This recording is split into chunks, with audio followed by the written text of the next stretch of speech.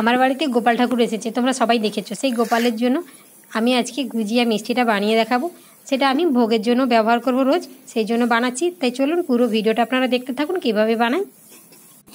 গুজিয়া মিষ্টির জন্য দুধটাকে আমি খুব ভালো করে গরম করে নেব। খুব ভালো করে ফুটিয়ে একটু ঘন করে নিতে হবে। আমার এতটা দুধ লাগবে না, এটাকে একটু ঘন করে নামিয়ে নিচ্ছি। আমি দুধটাকে একটু ঘন করে নামিয়ে নিয়েছি। আমি এখানে যে ঘিটা ব্যবহার করছি এটা কিন্তু আমার বাড়ির তৈরি। আপনারা বাজারের কেনা ঘি হলে সেই ঘিটাকে একটু ফ্রিজে রেখে দেবেন, তাহলে জমাট বেঁধে যাবে। আমি ঘির ওপরের যে স্বচ্ছ অংশটা সেটা নেব না, নিচে জমাট বেঁধে গেছে সেটাই নিচ্ছি। আমি এখানে 2 টেবিল চামচ মতো ঘি নিয়েছি।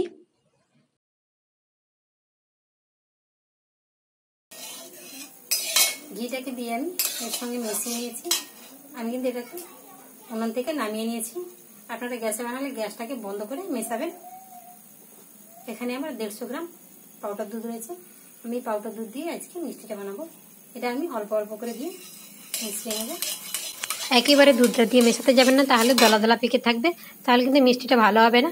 অল্প অল্প দিয়ে এইভাবে মেশাতে হবে। আর দুধটাকে কিন্তু উষ্ণ গরম রাখতে হবে। পাউডার মিল্কটা মিষ্টি রয়েছে, সেই জন্য আমি অল্প একটু চিনি দিলাম। 2 টেবিল চামচ চিনি দিয়েছি। আপনারা চাইলে মিষ্টির পরিমাণটা একটু বাড়িয়ে নিতে পারেন। আর এটাকে উষ্ণ গরম থাকতে থাকতে, দুধটা যখন উষ্ণ গরম থাকবে তখনই কিন্তু পাউডার মিল্কটা মেলাতে হবে। আপনারা চাইলে এখানে চিনির গুঁড়োটাও নিতে পারেন। খুব ভালো করে মিশিয়ে নিতে হবে, একটু যেন দানা দানা ভাব না থাকে।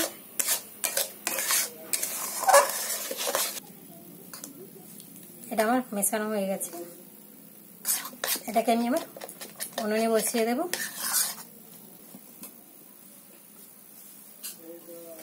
উনুনের আঁচটাকে কিন্তু একদম লোতে রাখতে হবে, কোনো মতেই বাড়ানো যাবে না। দিয়ে এটাকে এইভাবে কন্টিনিউ নাড়তে হবে, না হলে তলাতে লেগে যাবে। আঁচটা দেখুন আমি দেখাচ্ছি, একদম লোতে দিয়ে রেখেছি। এবার নাড়তে নাড়তে কিছু সময়ের মধ্যেই কিন্তু এটা ঘন হয়ে যাবে। আর এটা বানাতে কিন্তু খুব বেশি একটা সময় লাগে না, আর খুব বেশি উপকরণ লাগে না। মাত্র 3টি উপকরণ দিয়েই কিন্তু এই মিষ্টি রেসিপিটা বানানো যায়। আর এই মিষ্টিটা বানানোও যেমন সহজ, খেতেও সেরকম সুন্দর লাগে।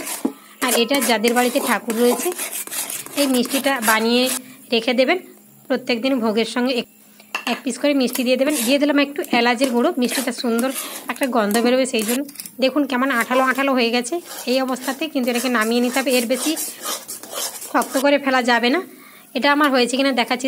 দেখবেন হাতে নিয়ে এইভাবে যখন একটু গোল করবেন, গোল হয়ে যাচ্ছে, তখন বুঝতে হবে মন্ডটা রেডি হয়ে গেছে। এটাকে নামিয়ে নিতে হবে, কড়াইতে রাখা আর যাবে না।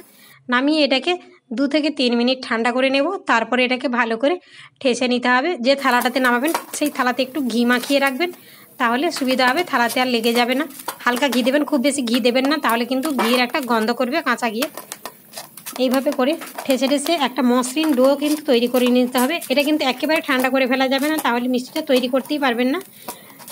আর এটা কিছুটা তৈরি করতে করতে কিন্তু শক্ত হয়ে যাবে, ভয় পাওয়ার কিছু নেই। তখন একটু জল হাত করে মেখে নেবেন। খুব বেশি জল দেবেন না, বা ঘি দিয়ে মাখতে যাবেন না, গরম জল গরম দুধ কিচ্ছু দেবেন না। এমনি জল হাত করবেন, মেখে নেবেন, সুন্দরভাবে মাখাটা রেডি হয়ে যাবে। এইভাবে করে তৈরি করে নেবেন। দেখুন কত সুন্দর। প্রথমটা আমার একটু বড় হয়ে গেছে।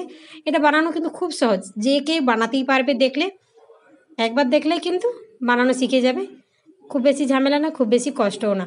ছোট্ট করে লেচি কেটে নিতে হবে, তারপর এটাকে একটু পাকিয়ে নিতে হবে, যেমন আমরা সলতে পাকাই সেরকম করে।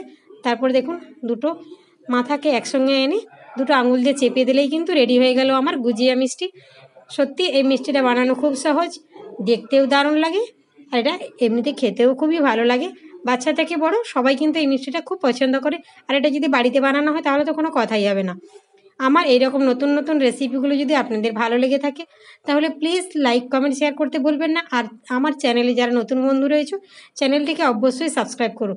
আশা করি সবাই ভালো আছো। আমি আরেকটা তৈরি করে নিয়েছি।